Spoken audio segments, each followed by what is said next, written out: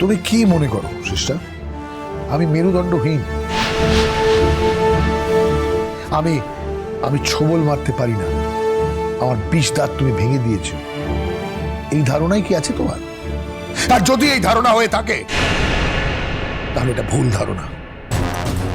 চেষ্টা আমি ফোঁসও করতে পারি আর কামড়াতেও পারি, সময় আছে, সংশোধন করে ফেলো। আর হ্যাঁ, আজ থেকে আমার যখন ইচ্ছে তখনই আমি রাধারানীর ঘরে যাব, আর সেটা তুমি যদি না মেনে নিতে পারো তাহলে আমাকে ছেড়ে চলে যেতে পারো। এই এত বড় কথাটা তুমি আমাকে বলছো? হ্যাঁ বলছি তো, এই যে সাক্ষী আছে বলছি তো। তো এটা হচ্ছে স্যাম্পল, তোমাকে দেখিয়ে দিলাম যে আমি ফোঁস করতে পারি, প্রয়োজনে 20 দাঁত ব্যবহার করব। কিন্তু কিসে বাঁধছে জানো? তুমি তো আমার সন্তানদের মা, আমি চাই না ওটাকে ইউজ করতে। তবে তুমি যদি বাধ্য করো তাহলে আমার 20 দাঁতগুলো আমি দেখিয়ে দিতে পারি। ঠিক আছে বাপু, তোরা যত খুশি ঝগড়া কর, আগে আজখানা ছুঁয়ে পেশাদখানা নিয়ে নিয়ে যত খুশি ঝগড়া কর, আমাকে ছুটি দে নিয়ে ধর।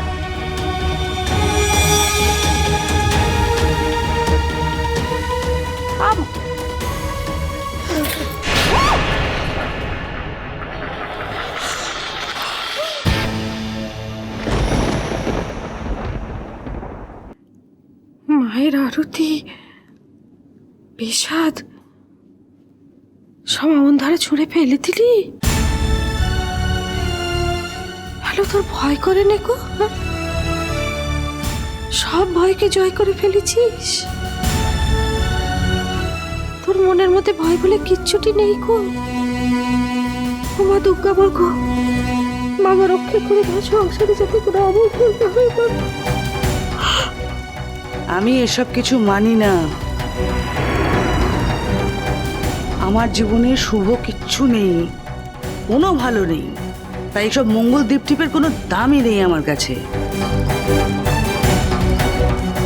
দয়া করো না, দয়া করে আমার চোখের সামনে থেকে বেরিয়ে যাও।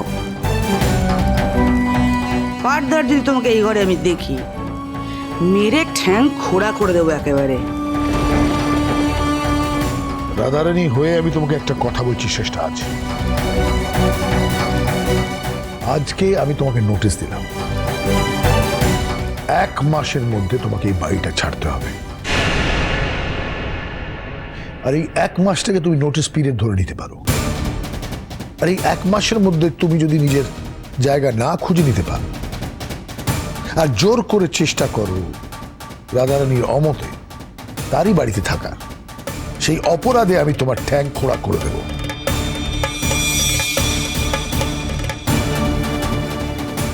দেবজিৎ, কি অবাক হচ্ছ? বাহ, অবাক হবার কি হয়েছে? কিছু নেই তো।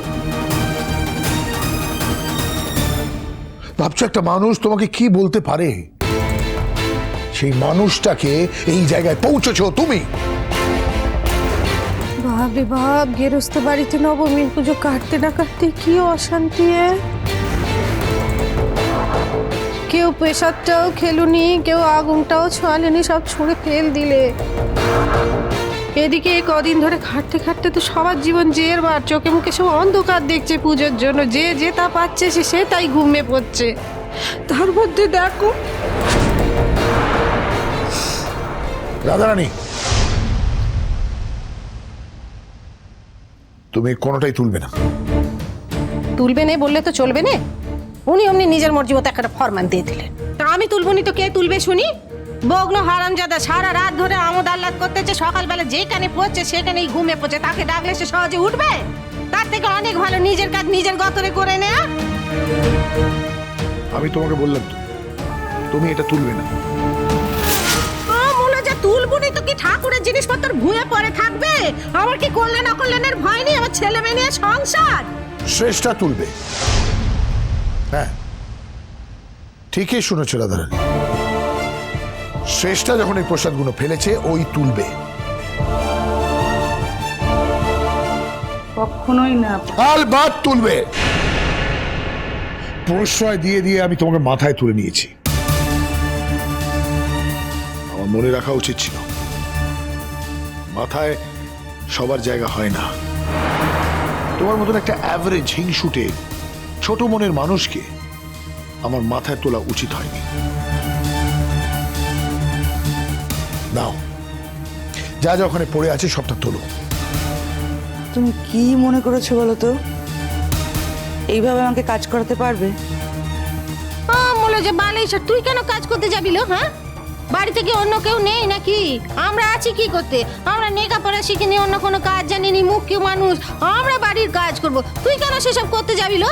একদম করবি নি। এই দাঁড়া দাঁড়া, সব কথার মধ্যে কেন কথা বলছো বলো তো? দেখতে পাচ্ছ তো স্বামী স্ত্রীর মধ্যে কথা হচ্ছে, কথা বলা চাই না? যাও না, এ ঘর থেকে যাও। যাবে যাবে, রাধারানী যাবে শেষটা। ওর যাওয়া তো আর তোমার পারমিশনের উপর ডিপেন্ড করে না।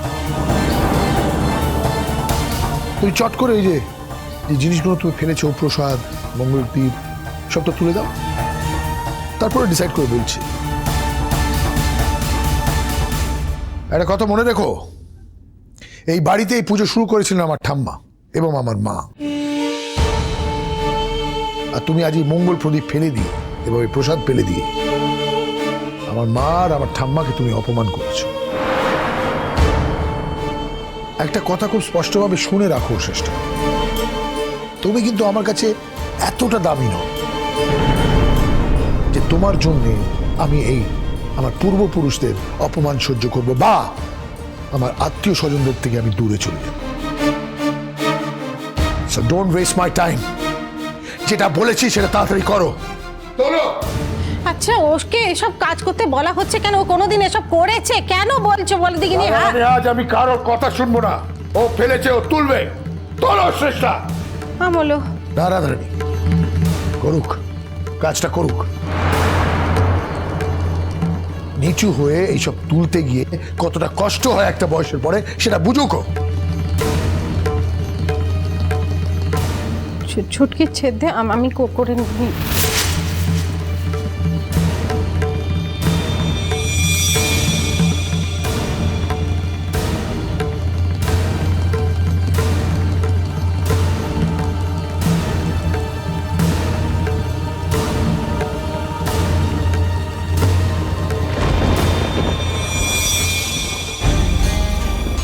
আজকের দিনটা আমি কোনোদিন ভুলবো না রাধারানী। আজকের দিনের দাম আমি তোমার কাছ থেকেই উসুল করে নেব। আর দেবজিৎ চাকা ঘুরে গেছে আমি বুঝতে পারছি। সেই চাকাকে কি করে আমার দিকে ঘোরাতে হয় সেটাও আমি তোমাকে বুঝিয়ে দেব।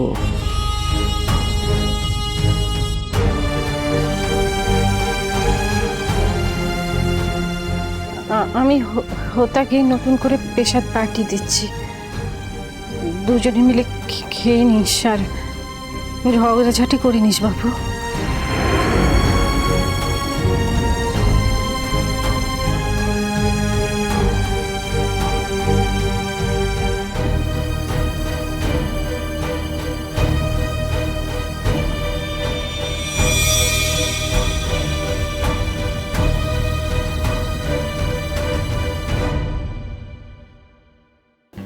এই আরেকটু পরে সিঁদুর খেলা শুরু হবে নিচে। আমার এখন তোমার সাথে বসে না এসব কথা বলার সময় নেই। আরে একটা সারপ্রাইজ আছে তোমার জন্য আজকে। আমার না কোনো সারপ্রাইজের দরকার নেই, আমি এখানে আর বেশিক্ষণ থাকতে পারবো না। ঠিক। আরে মহা মুশকিল হলো তো। আগে তো বাড়ির সব লোকজনের খাওয়া দাওয়ার পার্ট মেটাতে হবে, তারপর সিঁদুর খেলা শুরু হবে। তুমি না কিছুই বোঝো না ভালো।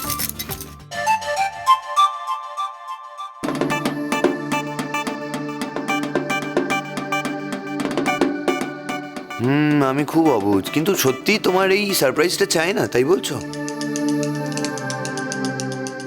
দরকার নেই যখন তখন আমরা চলেই যাই।